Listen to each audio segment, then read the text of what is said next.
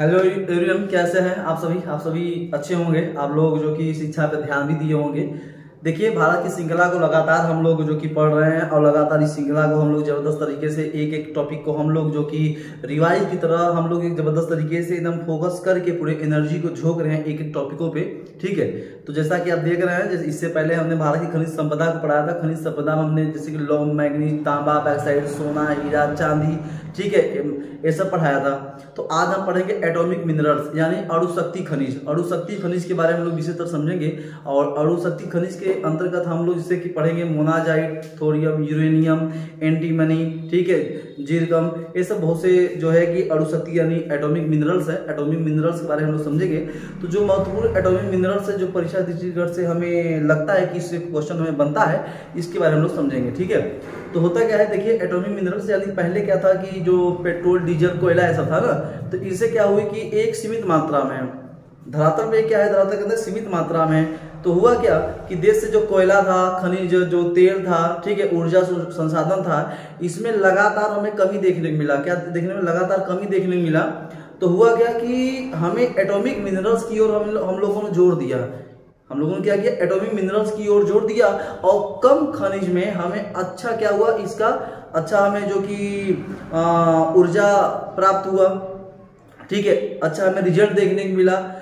तो जैसे उसमें क्या है, यूरेनियम, ठीक है, यूरेनियम जो कि मिसाइल, परमाणु बम में, ये सब में काम आता है। ठीक है, ईंधन के रूप में उपयोग किया जाता है। उसके बाद आपका थोरियम हो गया, मोनाजाइट हो गया, एंटीमनी हो गया, जिरकम हो गया, ग्रेफाइट हो गया, ये सब महत्वपूर्ण जो कि एटॉमिक मिनरल्स है। ठीक है, इसी के बारे में आज हम लोग शुरुआत कर रहे हैं। तो आज का फर्स्ट जो हमारा सेशन है वो हमारा एटॉमिक मिनरल्स का। वही पहले पढ़ेंगे यूरेनियम। क्या पढ़ेंगे?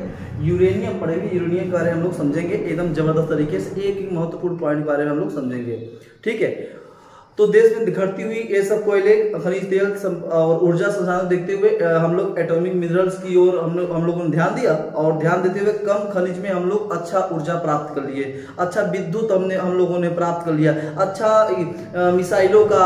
और उसके बाद देखिए यहाँ पे, और यहाँ पे देखिए परमाणु बम, ये सब हम लोगों ने अच्छा, मतलब कम खनिज में हम लोग अच्छा ऊर्जा प्राप्त कर लिए। बात समझ रहे हैं?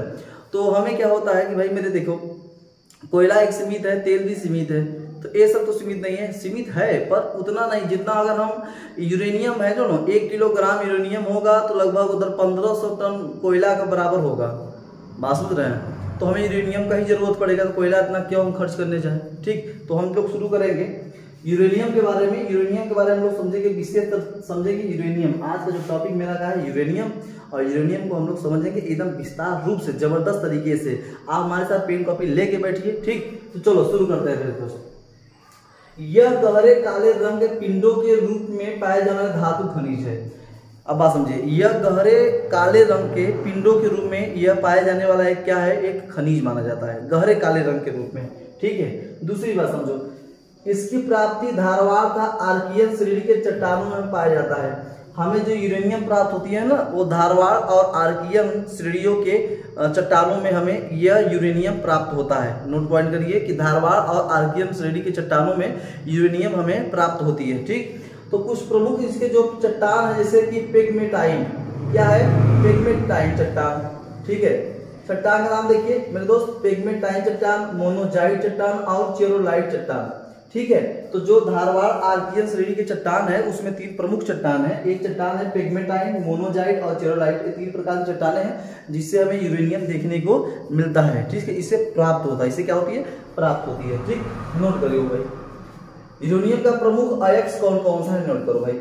ये पीच ब्लेड, सबसे महत्वपूर्ण, परीक्षा में बहुत समय देखने मिला कि पीच ब्लेड किसका अयस्क है, तो यूरेनियम का। किसका? यूरेनियम का पीच ब्लेड, नोट करो, सबसे महत्वपूर्ण। और उसके बाद सामरसकाइट, सामरसकाइट, ठीक है, इसे नोट करो। थोरियोनाइट, थोरियोनाइट, ठीक है, तो पीच ब्लेड, सामरसकाइट और थोरियोनाइट या थोरियम नाइट भी कहा जाता है या थोरीनाइट भी कहा जाता है। इसे आप 3 प्रकार के अयस्क हो गए, 3 प्रकार के चट्टान हो गए। ठीक है, इसे आप नोट करो।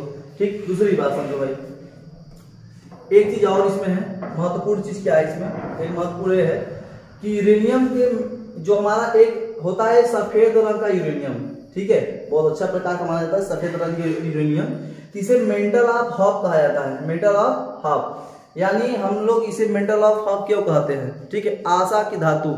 देखो, एक होती है यहाँ देखिए मेरे दोस्त, आशा धातु, आशा धातु के रूप में हम लोग किसे, यूरेनियम को, और टाइटेनियम, एक होती है सब टाइटेनियम, टाइटेनियम, ठीक है, इसे कहते हैं आशा की धातु, आशा की धातु के नाम से हम लोग जानते हैं, ठीक है। टाइटेनियम को आशा की धातु, आशा की धातु हम लोग यूरेनियम को जानते हैं, किसको, यूरेनियम को हम लोग जानते हैं, ठीक है। आगे की ओर देखो भाई, इसे केमिकल के द्वारा जो अशुद्धियां होती है ना उसे शुद्ध किया जाता है, किसको, जो यूरेनियम होता है, जो अशुद्धियां होती है ना इसको केमिकल के द्वारा शुद्ध करके शुद्ध रूप दिया जाता है, किसको, यूरेनियम को, ताकि ये ईंधन के रूप में प्रयोग हो सके, ताकि ये ईंधन के रूप में क्या हो सके, प्रयोग हो सके, ठीक। भारत में जो यूरेनियम पाई जाती है ना ये बहुत पुअर प्रकार की होती है, मतलब बड़ा खराब रूप की होती है। जो भारत में यूरेनियम पाई जाती है, जो यूरेनियम पाई जाती है भारत में, ये बड़ा खराब रूप की होती है, मतलब कि अच्छे प्रकार की, अच्छे क्वालिटी की, ठीक है, ये यूरेनियम भारत में नहीं पाई जाती।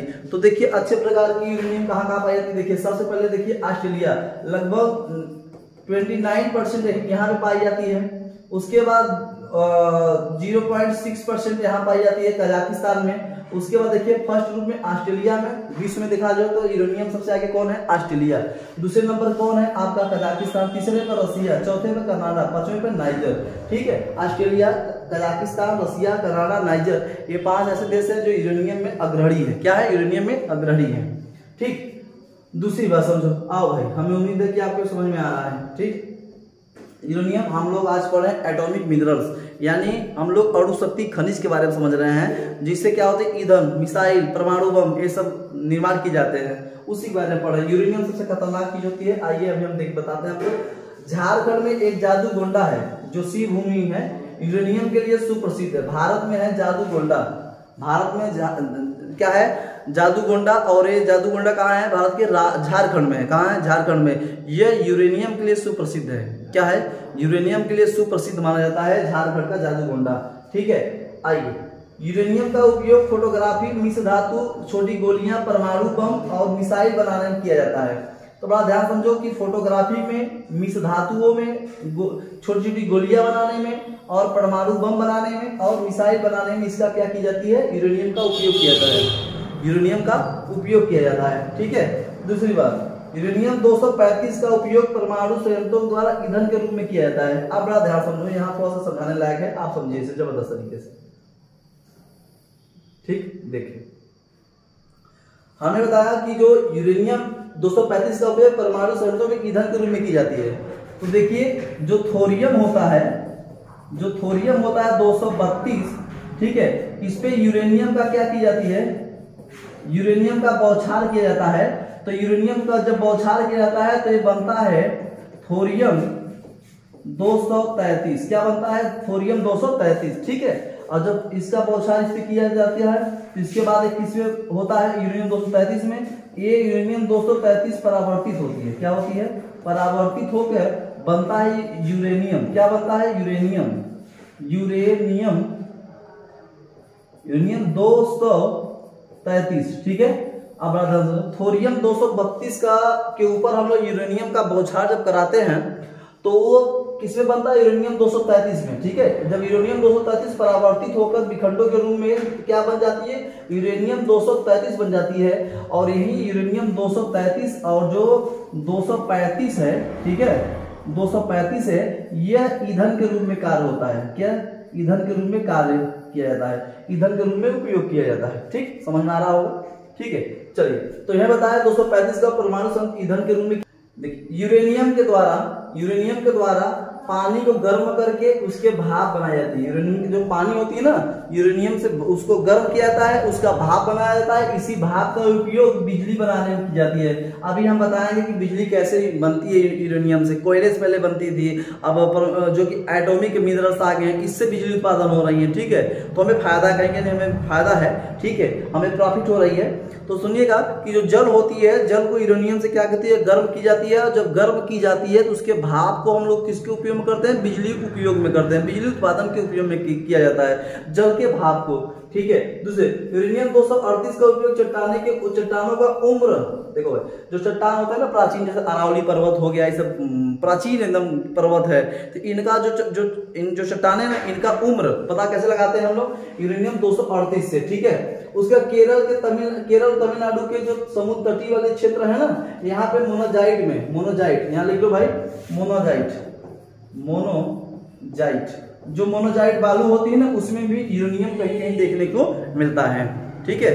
केरल और तमिलनाडु वाले समुद्री क्षेत्रों में हमें जो बालू होती है, मोनोजाइट जो बालू होती है, उसमें कहीं यूरेनियम हमें देखने को मिलता है, ठीक। आगे की ओर चलते हैं।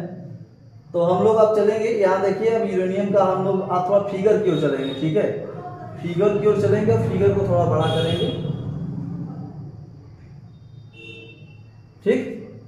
फिगर को हम लोग बड़ा कर दिए हैं और ठीक है। आइए हम लोग फिगर को बड़ा कर चुके हैं। देखिए ए हमारा क्या है, ए हमारा यूरेनियम है। क्या हमारा है, यूरेनियम। आपको दिख रहा होगा ये यूरेनियम है, ठीक। यूरेनियम दिख रहा होगा मेरे दोस्त। देखो न्यूक्लियर एनर्जी, परमाणु मतलब कि देख रहा हो, न्यूक्लियर क्या, परमाणु एनर्जी मतलब क्या होती है, एनर्जी आप जानते हो मेरे दोस्त, ठीक है। तो न्यूक्लियर एनर्जी में एक कार्य होता है, मतलब परमाणु जो ईंधन में होती है, जो ईंधन के रूप में उपयोग होता है, यूरेनियम की होती है। दूसरी बात न्यूक्लियर मेडिसिन, यानी आपका परमाणु जो औषधि के रूप में उपयोग होती है। दूसरी बात रेडियोमेट्रिक डेंटिंग, ठीक है, रेडियोमेट्रिक डेंटिंग में भी यूरेनियम का उपयोग होता है। फूड प्रोसेसिंग यानी खाद्य प्रसंस्करण के रूप में भी यूरेनियम का क्या होती है, उपयोग होता है। इंडस्ट्रियल एक्सरे, औद्योगिक एक्सरे के रूप में भी यूरेनियम का ही उपयोग होता है, ठीक। मटेरियल साइंस के रूप में भी यूरेनियम का क्या होती है भाई मेरे, क्या होती है, मटेरियल्स मतलब सामग्री, साइंस में सामग्री विज्ञान के रूप में भी ये तो प्रयोग होता है, ठीक। और कैटेलाइसिस, ठीक है, कैटेलाइसिस जो उत्प्रेरक के रूप में भी यह क्या होती है, यूरेनियम हमें कहीं ना कहीं उपयोग में देखने को मिलता है। हमने देखा न्यूक्लियर एनर्जी में उपयोग होता है, न्यूक्लियर मेडिसिन में, रेडियोमेट्रिक डेंटिंग में, फूड प्रोसेसिंग में, इंडस्ट्रियल एक्सरे में, मटेरियल साइंस में, कैटेलाइसिस यानी उत्प्रेरक के रूप में भी हमें यूरेनियम कहीं कहीं देखने को मिलता है, ठीक। आओ आगे की ओर चलें, थोड़ा सा आप थोड़ा सा देखिए भाई, आइए थोड़ा सा देखा जाए। 1 kg अगर यूरेनियम हो, कितना, 1 kg अगर यूरेनियम हो तो 1 kg आप जान लो कि 1 kg यूरेनियम ले लीजिए, इससे लगभग 2400 मेगावाट आप लोग बिजली उत्पादन कर सकते हो। क्या कर सकते हो, 2400 मेगावाट बिजली, बात समझ रहे, 2400 मेगावाट बिजली उत्पादन हम लोग कर सकते हैं 1 kg अगर यूरेनियम हो। अभी पहले क्या होता था कि अगर यहाँ पे कोयला कर दिया जाए तो कोयला अगर 1 kg कोयले में 2400 मेगावाट बिजली उत्पादन हो सकती है, कभी नहीं हो सकती, ठीक है। लेकिन इसकी पावर देखिए, कि 1 kg अगर हो तो 2400 मेगावाट बिजली उत्पादन कर सकती है। इसीलिए तो देश में जो हमें कमी देखने को मिल रही थी ना, तो कमी को पूर्ति कौन किया, कमी को पूर्ति करने वाला कौन है, ये यूरेनियम, ठीक है। थोरियम, मोनाजाइट, एंटीमनी, जिरकम, ग्रेफाइट, ये सब देखने को मिला है। तो देखो भाई 1 kg यूरेनियम में 2400 मेगावाट हम लोग बिजली उत्पादन कर सकते हैं, नोट करिए। और ये देखो भैया, अगर 1 kg यूरेनियम हो, कितना, 1 kg यूरेनियम हो तो लगभग 1500 टन कोयले के बराबर ऊर्जा उत्पन्न करेगी। 1 kg यूरेनियम लगभग 1500 टन कोयले के बराबर क्या करती है, ऊर्जा उत्पादन करती है। इतना डिफरेंट है लोगों में, ठीक है, इन दोनों में इतना डिफरेंट है। 1 kg और 1500 टन में बड़ा फर्क है। 1500 टन अगर हम लोग कोयला जला दें और 1 kg इसको हम जला दें, ठीक है, तो 1 kg इसके बराबर ऊर्जा उत्पन्न करेगा। पहले के ट्रेनों में क्या होती थी, कोयले से चलती थी, ठीक है, ऐसा नहीं तो यूरेनियम से चल दे तो बहुत भाई और अच्छी बात है, फास्ट चले, ठीक है, ऐसा होगा नहीं, ठीक है, सब सीमित मात्रा में है। आगे की ओर देखो भाई, इसका प्रयोग कहाँ कहाँ होता है, मैंने बताया कि देखो परमाणु बम बनाने में, ये क्या हमारा है, परमाणु बम, ठीक है, ये परमाणु बम है। परमाणु बम बनाने में भी यूरेनियम का उपयोग होता है। और जब ये कहीं किसी जैसे पाकिस्तान मेरा पड़ोसी सबसे जो कि दुखियारा देश, ठीक है, पाकिस्तान हमारा, ठीक है, हमेशा रोते रहता, अगर एक भी फेंक दिया जाए तो पाकिस्तान ऐसे ही उड़ जाएगा। देख रहे हो सब, देख रहे हो, धुआं ऐसे में ऐसे ही ब्लास्ट होगा जबरदस्त तरीके से। अगर एक परमाणु बम फेंक दिया जाए तो देखिए पहले तो एक परमाणु है, परमाणु इसका परीक्षण होता है ना, तो परमाणु बम भी इसी यूरेनियम से बनाया जाता है। और अगर इसका ब्लास्ट भी परीक्षण किया जाता है महासागरों में, देखो इस प्रकार से ब्लास्ट करेगा, किसी देश में अगर फेंक दिया जाए ना तो ब्लास्ट हो जाए। जैसे आप लोग सुने होंगे कि जापान के हिरोशिमा में लगभग 64 किलोग्राम का, कितना 64 किलोग्राम का, आप देखिए हिरोशिमा में, कहा हिरोशिमा में, ठीक है, हिरोशिमा में वहां पे था यूरेनियम 235 का उपयोग किया गया था। यूरेनियम 235 का हिरोशिमा में उपयोग किया गया था। और उसके बाद आपका जब नागासाकी में, कहा नागासाकी में, जापान के नागासाकी में प्लूटोनियम का प्रयोग किया गया था, ठीक है, प्लूटोनियम का प्रयोग किया गया था। देख लीजिए हिरोशिमा में यूरेनियम 235 का और प्लूटोनियम, नागासाकी में प्लूटोनियम का उपयोग किया गया था, ठीक है। 64 किलोग्राम, देख रहे हो, 64 किलोग्राम यूरेनियम का उपयोग किया, जिसमें से इसमें 2.002% ही केवल परमाणु में क्या हुआ था, परमाणु में कन्वर्ट हुआ था। अगर ये सोचो कि पूरा अगर इसमें से अगर 20 या 25-30 किलो भी अगर ये ऊर्जा में कन्वर्ट हो गया होता तो धरातल बचता क्या, कभी नहीं बचता, ठीक है। ये सेकेंड वर्ल्ड वार है, सेकेंड वर्ल्ड वार में ऐसा एक क्रिया देखने मिली थी, तो ये पूरा धरातल ही नष्ट हो जाता। अगर 64 किलो पूरा 64 किलोग्राम अगर बोल जाए, पूरा धरातल नष्ट हो गई होती है, धरातल होता ही नहीं। बात समझ रहे हो? तो ये देखो हिरोशिमा में यूरेनियम 235 और नागासाकी में प्लूटोनियम का उपयोग किया गया था, नोट करो, सेकेंड वर्ल्ड वार में। और दूसरा बात देखो, इसका उपयोग हम लोग मिसाइल, देखो भाई मिसाइल आ गया आपका, ठीक है, अग्नि, ये अग्नि 3 है, ठीक है, अग्नि 3 मिसाइल, इसका भी, इसमें भी उपयोग किसका किया जाता है, हम लोग कहेंगे सर यूरेनियम का, किसका, यूरेनियम का उपयोग किया जाता है। अब देखो मिसाइल का इसमें, और दोस्तों कहाँ कहाँ पाया जाता है, तो कुडप्पा और नल्लोर यानी आंध्र प्रदेश वाले क्षेत्र में, झारखंड में सिंहभूमि, जादूगोड़ा जो कि बहुत प्रसिद्ध है, ठीक है, बहुत प्रसिद्ध है जादूगोड़ा झारखंड का, भाटिन हो गया, दुर्ग छत्तीसगढ़ का, भाटेश्वर, रोहित भाटेश्वर, अलवर, उदयपुर, झुंझुन ये राजस्थान की हो गई, हिमाचल प्रदेश में कुल्लू हो गई, उत्तराखंड में चमोली हो गई, उत्तर प्रदेश में ललितपुर हो गया हमारा, कर्नाटक में गुलबर्ग, गोगी हो गया, महाराष्ट्र में मोगरा और भंडार, ठीक है। ये सब हमें देखने को मिला, यहाँ से यूरेनियम की उत्पादन होती है, यहाँ से यूरेनियम का उत्पादन होती है कहीं न कहीं हमें देखने को ये भारत में, ठीक है। लेकिन जो भारत में यहाँ से मिलता है ना यूरेनियम, वो बड़ा पुअर प्रकार का मिलता है, ठीक है। ये देख लो आप, इसका नोट, अब इसको नोट कर लीजिए, ठीक है। ये आपको समझ में आ रहा होगा, इतना हमने मेहनत करके आपको बताया है, समझाया है, ठीक है। तो हमें उम्मीद है कि आप भी मेहनत करोगे हमारे साथ। चलिए आगे की कारवा को आगे बढ़ाते हैं, आप चलते हैं बेरिलियम की ओर। और ये आपका है बेरिलियम, क्या है आपका, बेरिलियम है। और बेरिलियम देखो भाई दोस्त, ये बेरिलियम हो गया, ये बेरिलियम नामक यानी बेरिल नामक खनिज से प्राप्त होता है।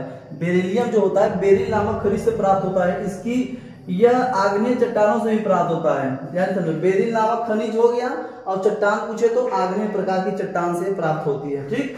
इसका उपयोग मिश्र धातु में किया जाता है। बेरिलियम का उपयोग कहाँ किया जाता है, मिश्र धातुओं को बनाने में इसका उपयोग बेरिलियम का किया जाता है। दूसरी बात, बेरिलियम का उपयोग कार्बोरेटर, वायुयान का जो कार्बोरेटर होता है ना, जो ऑक्सीजन और ईंधन को मिक्स करता है, उसी को कार्बोरेटर कहा जाता है। जो हवा जो ईंधन को मिक्स करता है उसे कार्बोरेटर कहते हैं। तो उसमें बेरिलियम का उपयोग होता है, किसका, बेरिलियम का। फ्लोरोसेंट का देख रहे हो, फ्लोरोसेंट जैसे एक तरीके से ऊर्जा अगर निष्कासित हो रही है तो एक तरीके से क्या करेगा फ्लोरोसेंट, उसे अवशोषित करके तुरंत क्या कर देगा, उत्सर्जित कर देगा आगे की ओर। तो फ्लोरोसेंट ट्यूब्स हो गया।